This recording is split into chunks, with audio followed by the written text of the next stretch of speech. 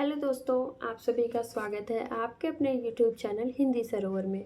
अब हम बात करने वाले हैं जातियों का अनूठापन निबंध का सारांश जानेंगे। तो आइए शुरू करते हैं भूमिका के साथ। बालकृष्ण भट्ट यानी कि जो निबंध है जातियों का अनूठापन, इसके लेखक बालकृष्ण भट्ट हैं। एक दार्शनिक और सुधारवादी रचना है जो विभिन्न जातियों यहाँ पे राष्ट्रों से अर्थ लिया गया है कि वे विशिष्ट चरित्र, अनूठेपन और उनके ऐतिहासिक, प्राकृतिक और सामाजिक कारणों की पड़ताल करता है। यह निबंध भारतीय समाज की कमियों को उजागर करता है और अंग्रेजी जात की प्रगति से प्रेरणा लेकर भारत के राष्ट्रीय उत्थान का मार्ग सुझाता है। भट्ट जातीयता को राष्ट्रीयता, नेशनलिटी के अर्थ में उपयोग करते हैं और जातिवाद को राष्ट्रीयता की बाधा मानते हैं। अब हम इसे कुछ पॉइंट्स में समझेंगे कि किस प्रकार से उसकी विशेषता बता रहे हैं और उसके सारांश को हम पॉइंट्स में बना के लेंगे जो हमारे जो पेपर हो उस पर थोड़ा सा अच्छा प्रभाव पड़े। तो आइए देखते हैं जातीय अनूठापन का आधार। भट्ट निबंध की शुरुआत में स्थापित करते हैं कि प्रत्येक जाति यानी कि राष्ट्र का अनूठापन आकस्मिक नहीं बल्कि इसके इतिहास और प्राकृतिक कारकों का परिणाम है। वे कहते हैं कि किसी जाति के आचरण में कुछ विशिष्ट गुण होते हैं जो उसे दूसरों से अलग करते हैं। इन गुणों को समझने के लिए इतिहास की जांच आवश्यक है क्योंकि यह अनूठापन बीज गुण है यानी कि मूलभूत गुण है जो प्राकृतिक यानी कि भूगोल, जलवायु से आशय इनका ऐतिहासिक कारकों द्वारा पुष्ट होता है। उदाहरण के लिए यहाँ पे जो हमारे लेखक हैं कहते हैं जातियों का अनूठापन इस देश के इतिहास का फल है। यह अनूठापन आकस्मिक नहीं क्योंकि इसमें आकस्मिक मानने के कारण कार्य संबंधों की खोज रुक जाती है। अगला जो इसका पॉइंट है भारतीय जाति का अनूठापन मननशीलता के रूप में।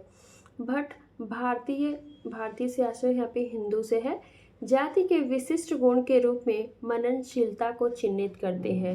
यह गुण प्राचीन काल से भारतीय संस्कृति में निहित है जो मुनि और आश्रम जैसी अवधारणाओं में प्रकट होता है। इस मननशीलता ने भारतीय दर्शन और धर्म में गहन सिद्धांतों का विकास किया जो उस समय अन्य सभ्यताओं से कई अधिक उत्कृष्ट थे। उदाहरण के लिए हम लेखक के जो निबंध है उनके द्वारा मतलब लिखे गए कुछ बातों को हम यहाँ लिखेंगे। जब और जाति असभ्यता के अंधकार में पड़ी टटोल रही थी, हमारे वहाँ ऐसे सूक्ष्म सिद्धांत निकाले गए जिसकी बारीकियां यूरोप की समझ में अब आने लगी हैं। यह मननशीलता भारत के प्राकृतिक कारकों जैसे ऊंचे पहाड़, विशाल मैदान और संतुलित जलवायु और प्रचुर पैदावार से पुष्टि हुई। इसके जो अगला पॉइंट है वो है मननशीलता के नकारात्मक प्रभाव। हालांकि भट्ट इस मननशीलता के नकारात्मक पहलू पर भी प्रकाश डालते हैं। इस अति चिंतन में आक्रमणीयता अर्थात निष्क्रियता को जन्म दिया जिसके कारण भारत विज्ञान, तकनीक और सामाजिक प्रगति में पिछड़ गया। धर्म और पारलौकिक चिंतन ने सामाजिक और राष्ट्रीय हितों को दबा दिया। उदाहरण के लिए नैतिकता, मोरालिटी, नीति शास्त्र, ज्योतिष और वैदक यानी कि चिकित्सा जैसे क्षेत्र धर्म के अधीन हो गए जिससे स्वतंत्र विकास रुक गया। वे लिखते हैं कि इस सूक्ष्मानुसाधन के पीछे दौड़ने से बहुत ही महोपकारी पदार्थ विद्या संबंधी स्थूल बातें रह गई। इसी मननशीलता के कारण आक्रमणीयता अर्थात निष्क्रियता इनकी नस नस में घुस गई है। इसका अगला पॉइंट है अंग्रेजी जाति का अनूठापन अर्थात स्वच्छंदता। इसके विपरीत भट्ट अंग्रेजी जाति के विशिष्ट गुण के रूप में स्वच्छंदता अर्थात स्वतंत्रता को रेखांकित करते हैं। यह स्वच्छंदता उनके इतिहास में राजनीतिक स्वतंत्रता की लड़ाई के रूप में प्रकट हुई जिसने उनकी सामाजिक, आर्थिक और राजनीतिक प्रगति को बढ़ावा दिया। उदाहरण में लेखक लिखते हैं, जैसा हमारे यहाँ धर्म और मजहब नस नस में घुसा है, वैसे ही आदि ही से अंग्रेजों का बीज विभेदक गुण हम स्वच्छंदता पाते हैं। सेक्शन काल से ही अंग्रेजों में स्वतंत्रता की चाह थी, जिसने इनके जो इतिहास को आकार दिया और उन्हें राजनीतिक एकता की ओर ले जाया। इस स्वच्छंदता ने उनकी प्रगल्भता और उद्यमशीलता को बढ़ावा दिया, जैसे जहाज रानी और वाणिज्य में उनकी प्रगति। इसका अगला पॉइंट है भारत की अवनति और अंग्रेजों की उन्नति। भट्ट तर्क देते हैं कि भारत की अवनति का प्रमुख कारण राजनीतिक एकता का अभाव है और आपसी फूट थी।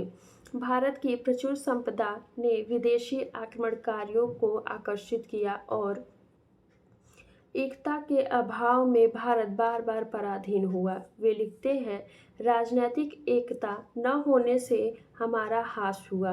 आपस की फूट से बची कुची जो कुछ ताकत रह गई थी, उसे विदेशी विजेताओं ने आकर चूर चूर कर डाला। इसके विपरीत अंग्रेजों की राजनीतिक एकता और स्वच्छंदता ने उन्हें अपने इतिहास को अनुकूल बनाने में सक्षम बनाया, जिसके परिणाम स्वरूप उनकी उन्नति हुई। अर्थात जो हमारा भारत है, इसमें आपसी मतभेद फूट डाल दिया गया और जो इसका पूरा का पूरा लाभ जो अंग्रेजी शासन था उनको हुआ। उनकी बात लेखक कर रहे हैं। अब आगे हम देखेंगे भारत में उद्धार का मार्ग।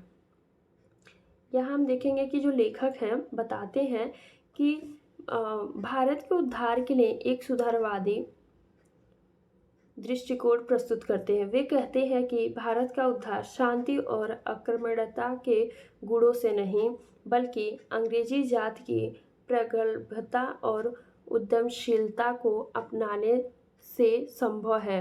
वे लिखते हैं, यदि भारत का उद्धार अब किसी तरह हो सकता है तो शांति, संपादक, आक्रमणता वाले गुणों से नहीं, अंग्रेजी जाति के साथ टक्कर खाने से उनके प्रगल्भता, संपादक, उद्यमशीलता वाले गुणों के सीखने में। मतलब कि जो लेखक है वो कह रहे हैं कि जो हमारा भारत है उसका अगर उद्धार करना है तो हमें किसी प्रकार निष्क्रियता यानी कि निष्क्रिय रूप या शांति से नहीं हम अपने भारत देश का उद्धार कर पाएंगे। हमें भी अंग्रेज जो है उनके तरह उनके गुण सीखने पड़ेंगे। यानी कि यहाँ पे प्रगल्भता का अर्थ एक्टिविटी से लिया गया है, मतलब उनकी तरह हमें सोच विचार कार्य अपने क्रियाकलाप को करना होगा, तब जाके हमारे भारत का उद्धार होगा। इसी में जो लेखक हैं आगे कहते हैं, यह दृष्टिकोण भारतीय समाज की राष्ट्रीय एकता और सक्रियता को की ओर प्रेरित करता है, जो 1857 की क्रांति की विफलता के बाद राष्ट्रीय आंदोलन की पृष्ठभूमि तैयार करता है। लेखक आगे बोलते हैं, निष्कर्ष और प्रेरणा क्या है। इस निबंध में लेखक क्या बताया अपने अनुसार।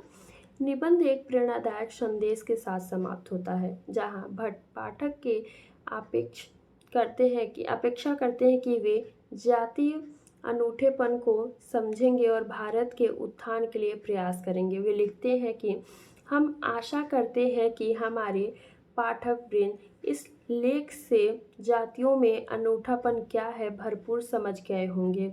यह निबंध भारतीय समाज को जातिवाद और आक्रमणीयता से मुक्त होकर एक आधुनिक राष्ट्र के रूप में संगठित होने के लिए प्रेरित करेगा। जब मतलब लेखक है वो निबंध को अपने अंतिम चरण पे ले जाते हैं, तो वो मतलब बताते हैं कि जो भी पाठक पढ़ेगा वो हमारे भारत का किस प्रकार से उत्थान करेगा, वो अब इस लेख के माध्यम से समझ गया होगा कि उसे किस प्रकार के कदम उठाने चाहिए। तो आइए अब निष्कर्ष देखते हैं लास्ट में। जाति का अनूठापन एक विचारोत्तेजक निबंध है जो भारतीय और अंग्रेजी जाति के चरित्र की तुलना करता है। यह भारतीय समाज की मननशीलता को उसकी ताकत और कमजोरी दोनों के रूप में प्रस्तुत करता है, जबकि अंग्रेजी स्वच्छंदता को उनकी प्रगति का आधार बताता है। यहाँ पे लेखक कहते हैं, भारत की अवनति का कारण राजनीतिक एकता का अभाव है और जातिवाद मानते हैं, और अंग्रेजी प्रगल्भता से प्रेरणा लेकर भारत के उद्धार का मार्ग सुझाते हैं। यह निबंध राष्ट्रीय चेतना को जागृत करके भारतीय समाज को एकजुट करने का प्रयास करता है, जो इसे 19वीं सदी के हिंदी साहित्य में एक महत्वपूर्ण रचना बताता है। अर्थात मतलब यही है कि जो हमारा भारत है वो उद्धार इस प्रकार से करता है कि हम जो हमारा जातिगत भेदभाव है उसे मिटा के एकजुट यानी कि एकता मिला हमारे मतलब अनेकता में एकता का रूप रहेगा, तब जाके हमारा भारत अंग्रेज़ों के समान अपने देश का उद्धार कर पाएगा। आशा करती हूँ आप सभी को समझ में आया होगा। यदि आपको इसका PDF चाहिए तो आप मेरे टेलीग्राम चैनल को ज्वाइन कर लें, उसका लिंक डिस्क्रिप्शन बॉक्स में दिया होगा। प्लीज़ मेरे चैनल को लाइक, सब्सक्राइब, शेयर करना ना भूलें। Thank you so much.